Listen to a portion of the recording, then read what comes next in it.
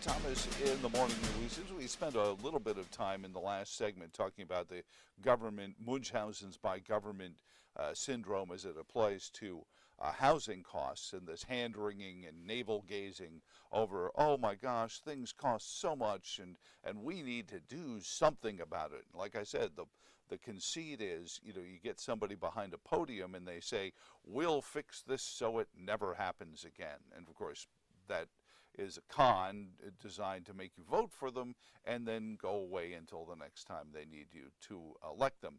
And one of those places is the issue of Title IX. Title IX, of course, you would say, well, hold on a second, Joe. Title IX, isn't that supposed to protect women athletes? How is it that we're in a world where men are jumping in the pool with women and dominating their races and colleges are shrugging their shoulders? Joining us from the National Center for Public Policy Research and Project 21, Melanie Collette penned a great piece on this very fraud of Title IX. Good morning, Melanie. How are you doing this morning? Good morning. I'm well, thank you. So talk about, Title IX, clearly genders boys and girls, student athletes, and that kind of thing. Talk about how they can, with a straight face, sit there and say, "Oh well, Title IX is designed to protect the trans athletes as well." It's not though. It was originally built and constructed to protect women, Mm-hmm. and because it acknowledged that there were differences between men and women, that men are stronger, more muscular, and when it comes to uh, athletics, that they are definitely different, and obviously many other ways. That was what Title IX was originally designed for, to enable women to participate in sports, to get scholarships, and have the same opportunities as men.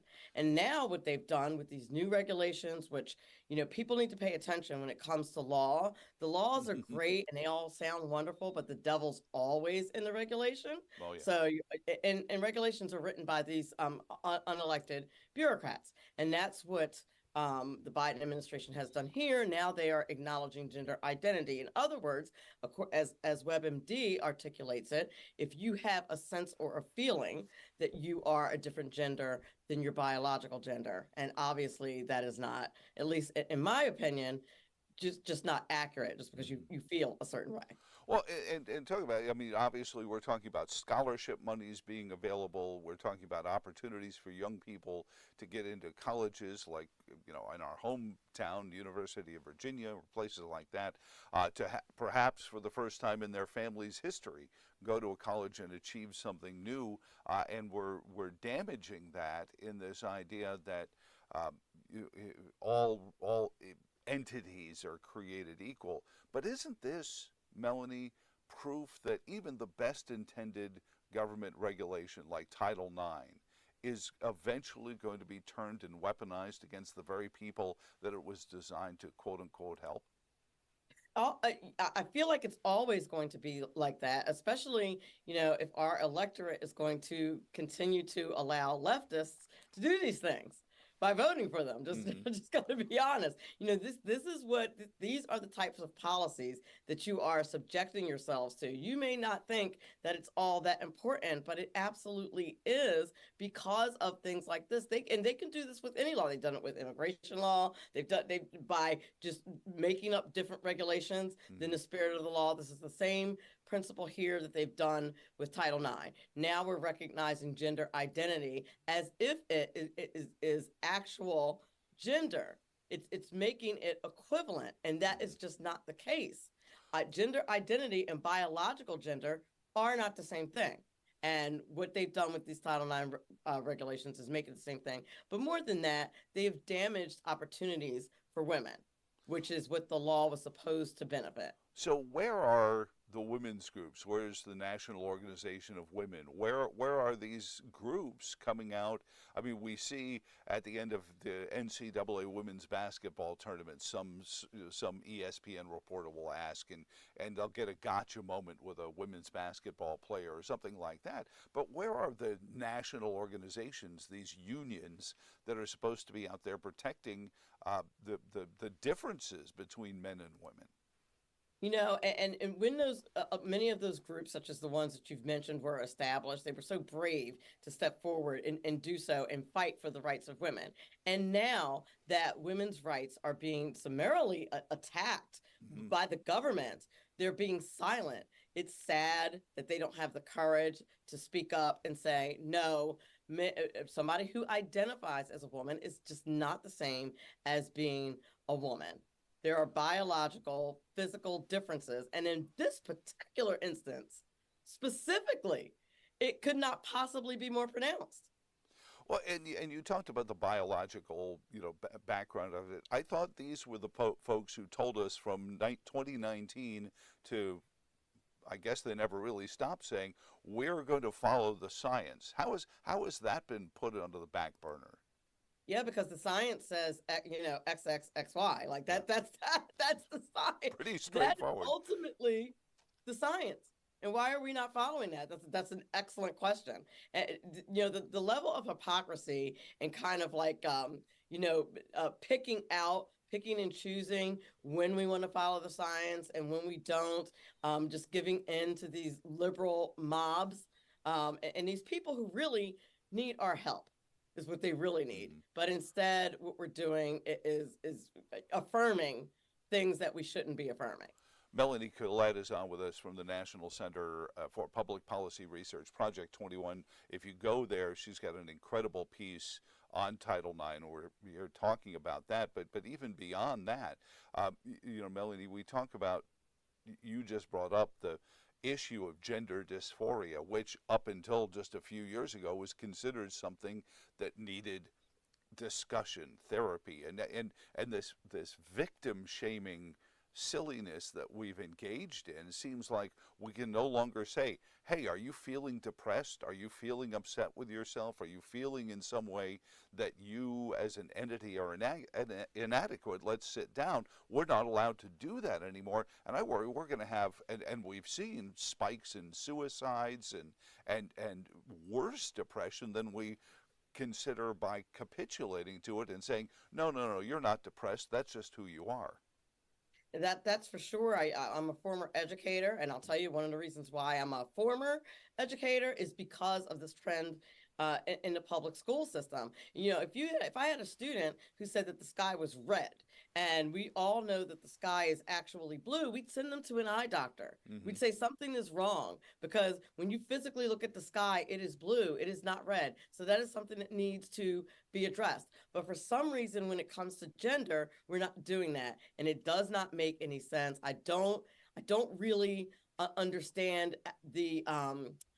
I, I don't understand the rationale, to Hmm. be honest with you, how you think you're helping these kids. And then to suggest that, okay, well, you know what we're going to do? We're going to affirm that madness by allowing you to permanently alter your body and do just very bad things.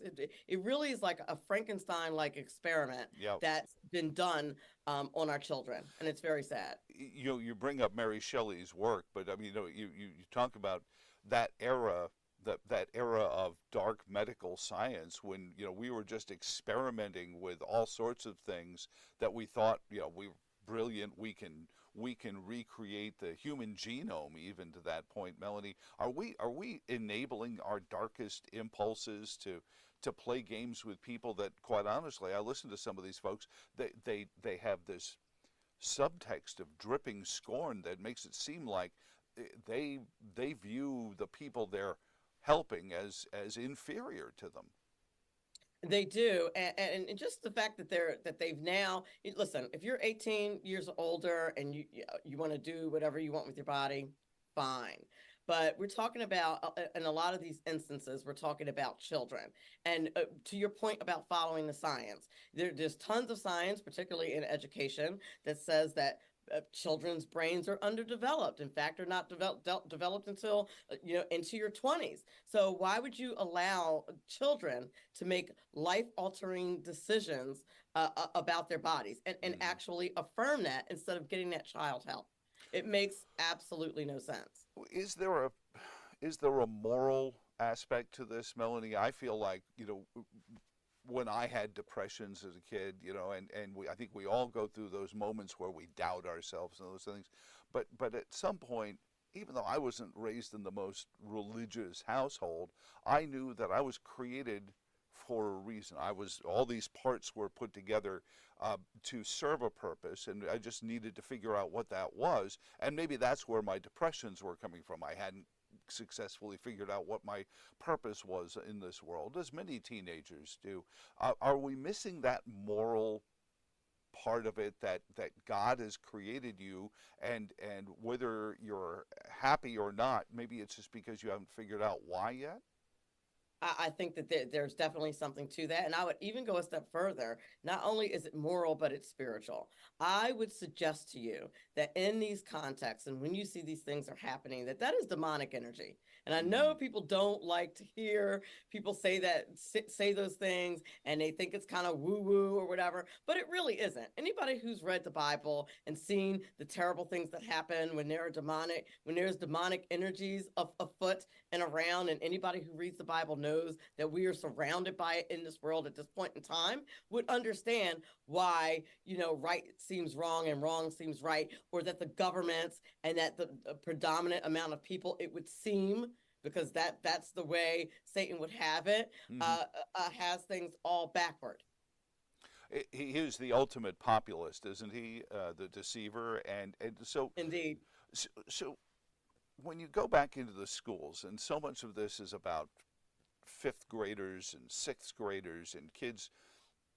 I think there's a big problem with our adults as well, who are chasing popularity, and they're chasing this kind of Munchausian's uh, nightmare almost of, oh, I want to be popular, so I'll do this because it seems to make me popular. But especially in the classrooms of fourth and fifth and sixth graders, you've got to be very careful, because if a kid is seen as getting special attention, all the other kids are going to say, "Oh, well, I'm going to do that," not because they actually feel that way, but because we all want attention, don't we? I think everybody wants attention, and I do think that what is really problematic in those classroom settings is that there are things that are allowed in order to make every kid feel special and all those things. And those things typically, like the transgender movement Mm-hmm. and teachers sharing with their kids about their own sexuality, they're little tiny kids. First of all, I would argue, as someone who was in education for 24 years, that an adult who is in a teaching capacity should never be sharing their sexuality because it's not their business.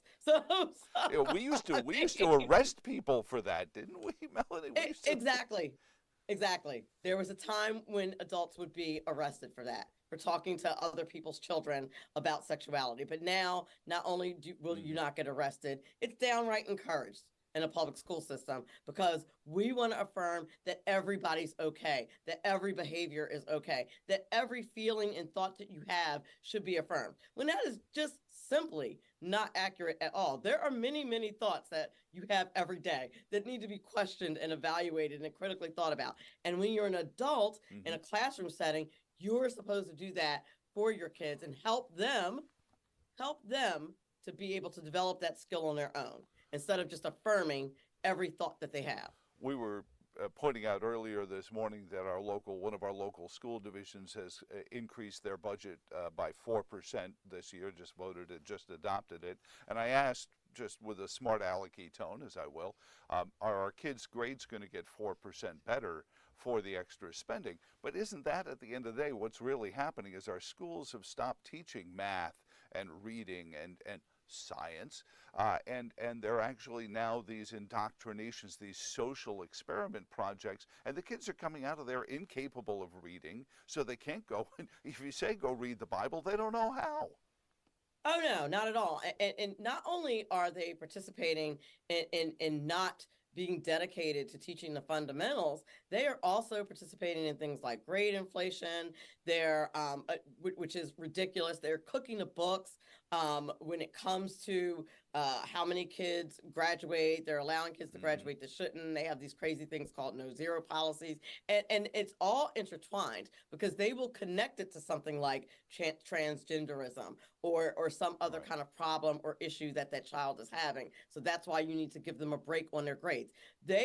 Public schools in general, I'm not going to demonize all public schools, but as a general vibe, it's been my experience that public schools are not in the business of making sure that kids actually have the knowledge that that high school diploma says they have. And that is a huge issue. Well, this is the conceit that's happened for generations. Our public schools were established with the idea that they would help even the playing field when it's become the opposite. Anti-redlining statutes were enacted to stop poor communities from staying poor, but we've seen gentrification get worse. When are we going to stop believing these people, Melanie, when they come in and tell us, oh, Title IX is going to fix everything for women athletes, until men decide they want to jump in the pool or get on the golf course with them? Exactly, and you're absolutely right. We need to stop believing them. And the thing that kills me about the whole equality thing and making people the equity thing, Hmm. making people equal, is that especially in the school system, is how are you making people equal if they don't leave those facilities with the same information as their counterparts? Just because both of their grades say that they have an A does not mean that they're equal. Right. That is not equity. That is not equality. If both kids have A's, but one kid only has 50% of the information and the other kid actually does have that 98% of the information, then guess what? They're still not equal, because they're going to end up getting into colleges that they don't belong in because they're not equipped and dropping out, or they're going to end up getting a job that they're not qualified for and end up getting fired. You know why? Because they were never equal in the first place. If we really want to have that kind of equity that they claim they want to have in the classroom and elsewhere, then we have to actually do the work. We can't do it by letting people slide. Yeah, and that's the truth right there. Is that the equality of opportunity is certainly something we all stand for, but every person is wired up differently, and therefore success for any kid is determined by who the kid is, not by those standards. So let me ask you, Melanie. Where does this go? We see the Biden administration doing this. Can Congress defund some of these Department of Education programs? Does it require a political change in the House, Senate, and in the White House? And at some point, doesn't this prove the case of school choice? Money follows the child school choice that might actually force these schools to wake up and smell the coffee? It certainly does, because I think what people might not be aware of, I mean, when we talk about Title IX, we seem to really focus on college education, but make no mistake, this will apply to your public school education as well. Hmm. And if you pay attention to the news, or you have a high school athlete, I am sure you're aware that this is taking place in high schools and middle schools. It's taking place everywhere where this is being allowed to stand, and it should not. It is a damage and a detriment to our girls. You want to talk about misogyny? I would argue this is the real misogyny. Hmm. Without question, Melanie. So, what are you working on next? Nationalcenter.org. Go there. Project 21 column there. What are you working on before we have to let you go? The next thing, I'm working on two things. I'm working on a book called The Angry Educator, which I hope to have out next year, and also the relaunch, I should say, of my show about money called How Money Works with Melanie Oh, Collette. I'm very God excited bless you. about both of those projects. You should have been on the last segment, because we have a whole living wage issue going on here in Charlottesville. And the great philosopher Angus Young, when he said, "What do you do for money, honey? How do you get your kicks?" But people don't want to admit that your wages are based on what you contribute to your employer and how replaceable that is. And I know your show has dealt with that subject before. Certainly. So God bless you for bringing it back. Where will people be able to find that? You'll be able to find it anywhere you get your podcast. It's also on 98.7 The Coast here locally, where I live here in New Jersey, but anywhere where you get your podcast, you'll be able to pick up How Money Works with Melanie Collette. Absolutely. Well, thank you, Melanie, for your time this morning. God bless you, and you have a wonderful day. Thank you. You too. Thanks for having me.